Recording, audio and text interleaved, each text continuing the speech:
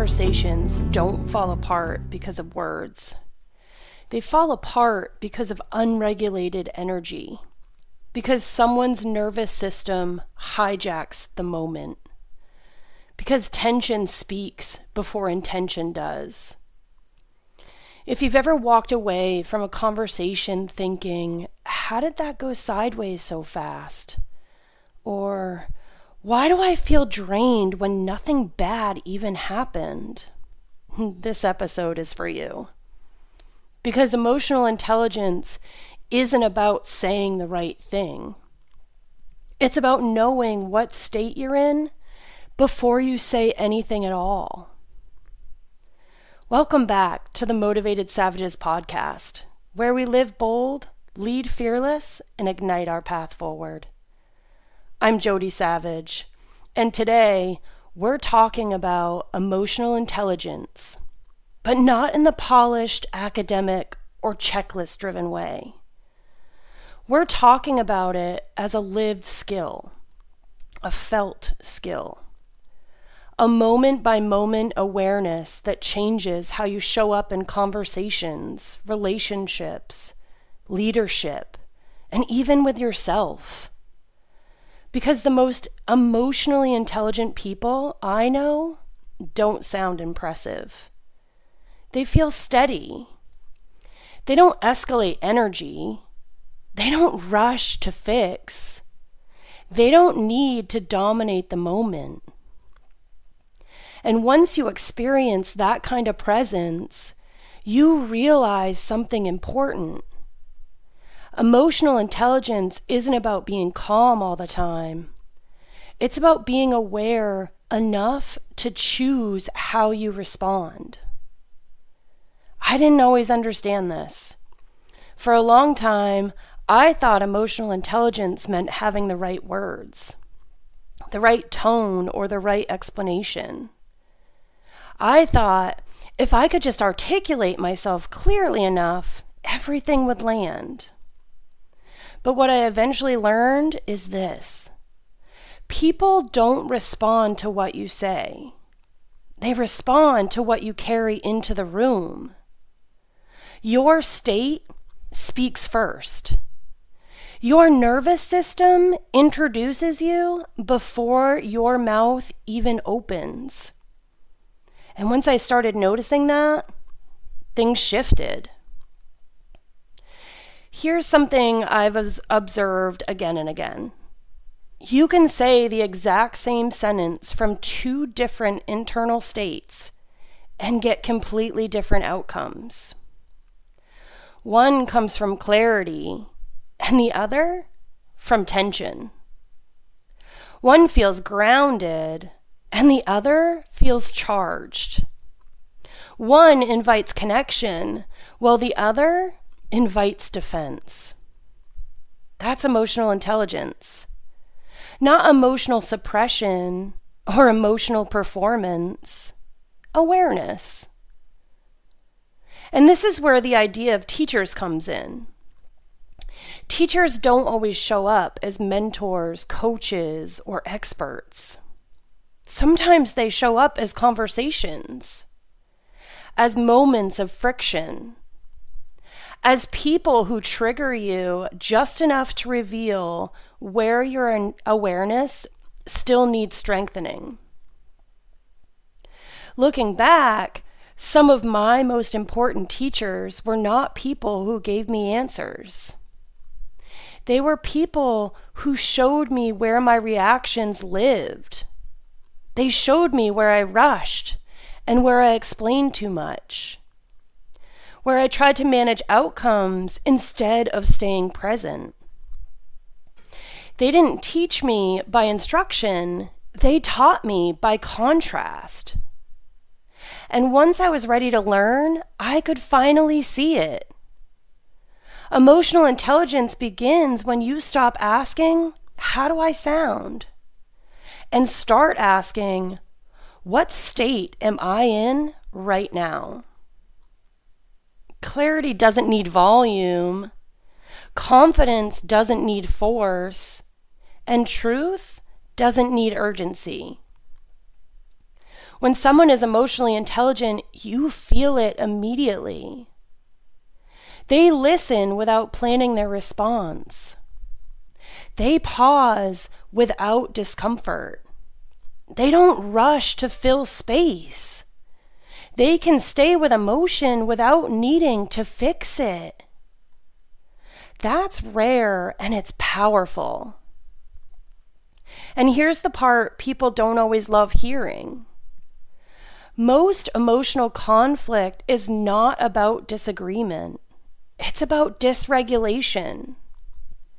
Someone feels unheard or threatened. Someone feels rushed, dismissed, or overwhelmed. And instead of noticing that internal shift, they push forward anyway. And that's how conversations derail. That's how relationships strain. That's how leadership collapses. Not because of bad intentions, but because awareness arrived too late. Once you develop emotional intelligence, you start catching things earlier. You notice when your body tightens and your breath changes.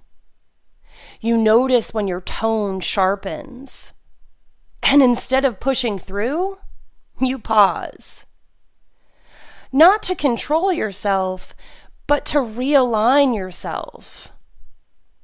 That pause changes the dynamic.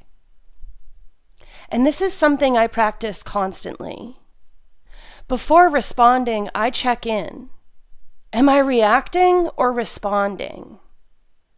Am I trying to be understood or trying to stay connected? Am I grounded or am I carrying tension into this moment? That internal check takes seconds, but it saves hours of repair. And here's where it gets exciting, because emotional intelligence doesn't just improve conversations. It improves decision-making and leadership. It improves creativity and timing. When you're regulated, you see more clearly. When you're present, you hear more accurately. And when you're grounded, your instincts sharpen. This is why emotionally intelligent people often seem lucky. They're not. They're aware. Think about how many decisions are made from urgency. How many emails are sent too fast? And how many texts are written mid-emotion? How many conversations happen when someone is already activated? Now imagine what shifts when those moments are met with awareness instead. That's not restraint, it's mastery. Emotional intelligence also teaches you when not to engage. Not every conversation deserves your energy. Not every reaction needs expression. Not every moment requires your voice. Sometimes the most intelligent response is silence. Not avoidance or suppression, discernment. The ability to sense what deserves your attention and what doesn't. That's a skill. And it's learned through awareness, not effort. One of the most freeing realizations I've had is this. You don't need to attend every emotional invitation. Just because something pulls at you doesn't mean it deserves you. Emotionally intelligent people don't live in reaction.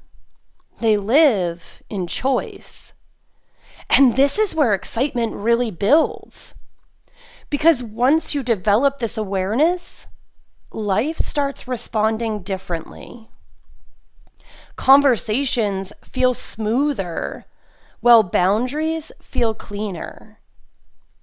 Decisions feel lighter, and you stop explaining yourself as much. You stop rehearsing conversations in your head and bracing for impact. Not because you don't care, but because you trust yourself. And when self-trust meets emotional intelligence, things move. Opportunities feel aligned, and timing feels intuitive. Momentum builds without burnout. That's not magic. That's awareness applied consistently. Now let's bring this back to you. I want you to think about the conversations you've had recently.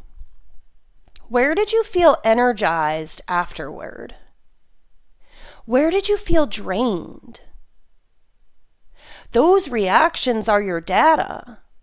They're not judgments, they're information.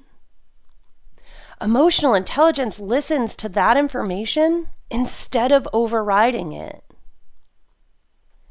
And here's the truth that ties this whole episode together. Emotional intelligence is not something you perform.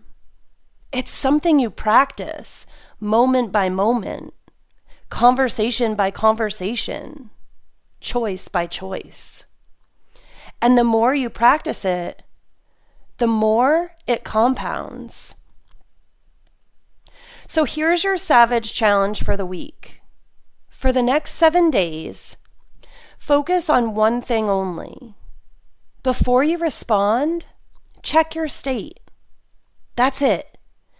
Before replying to a message or entering a conversation, before making a decision, ask yourself, what am I feeling right now?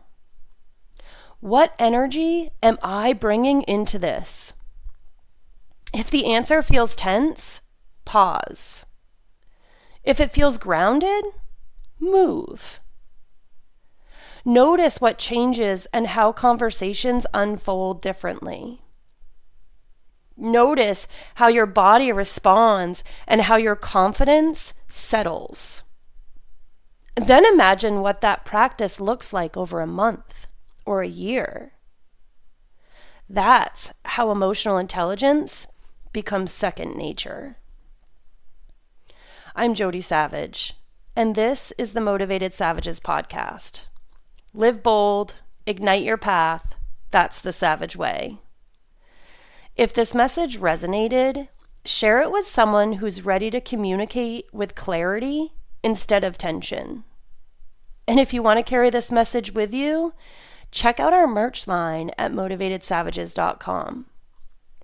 We've designed gear to remind you to live bold every day. Together, we're building the Savage community, a movement of people choosing purpose, growth, and bold living.